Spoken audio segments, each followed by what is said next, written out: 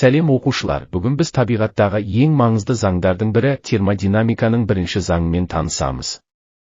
Бұл заң энергияның сақталу заңымен тығыз байланысты. Мысалы, мына суретке назар аударайық, паршен астындағы газды қыздырсақ, ол ұлғаяды, яғни паршен жоғары көтеріледі.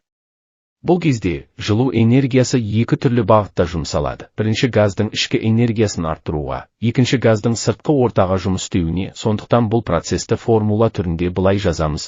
Q жылу мөлшері тең дельта U ішкі энергия қосылған А жұмысқа. Мұндағы Q берілген жылу мөлшері, дельта U ішкі энергияның өзгерісі, А газдың істеген жұмысы. Яғни, егер біз жүйеге жылу берсек, ол жылу жоқ болмайды, не ішкі энергияға айналады, не жұмысқа жұмсалады.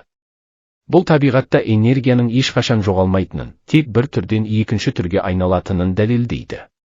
Мысалы, бу қозғалтқыштарында немесе автокөлік моторында дәл осы заң жұмыс істейді. Жанармай жанғанда жылу бөлінеді, ол паршенді қозғалтады, сөйтіп механикалық энергияға айналады.